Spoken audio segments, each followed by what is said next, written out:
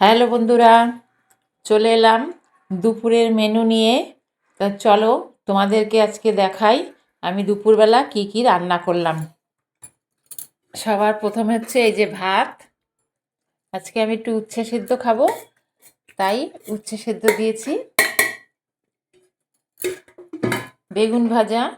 এই যে ছেলেদের খাওয়া হয়ে গেছে, তাই আমার একটু লেট হয়ে গেল তোমাদেরকে দেখানো। আর এই যে ডাল,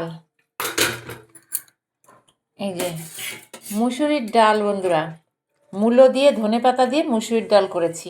এই দেখো কত সুন্দর, পাতলা করিনি কিন্তু, ঘন ঘন থকথকে সুন্দর মুসুরির ডাল করেছি। মূলো দিয়ে ধনেপাতা দিয়ে মুসুরির ডাল খেতে খুব ভালো লাগে, তাই মুসুরির ডাল করেছি। বেগুন ভাজা দিয়ে খাবো। আর হচ্ছে দেখি কি আছে, এই যে এটা কিন্তু একটা দারুণ জিনিস বন্ধুরা। তোমরা গেস করো এটা কি হতে পারে, কি বাটা বলো? এটা হচ্ছে বাঁধাকপির পাতা বাটা। তোমরা খেয়েছো বাঁধাকপির পাতা বাটা? এই বাঁধাকপির পাতা বাটাতে আমি কি কি দিয়েছি তোমাদেরকে বলছি।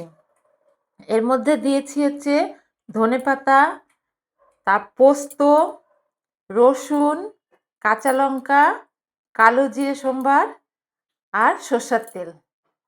এটাকে আমি আগে সমস্ত জিনিসগুলো দিয়ে পেস্ট করে নিয়েছি, নিয়ে তারপরে তেলের মধ্যে দিয়ে কালো জিরে সম্বার দিয়ে এটা খুব ভালো করে নেড়ে চেড়ে ভেজে নিয়েছি। এটা খেতে না দারুণ টেস্ট হয় বন্ধুরা। এইটা দিয়েই শুধু এক থাল ভাত খেয়ে নেবে তুমি।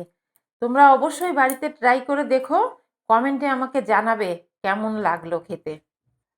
আর এখানে আছে এই যে, এটা হচ্ছে বিট, গাজর, সিম, মূলো সমস্ত কিছু সবজি দিয়ে, ওলকপি সব দিয়ে একটা নিরামিষ তরকারি করেছি, বড়ি দিয়ে ধনেপাতা দিয়ে।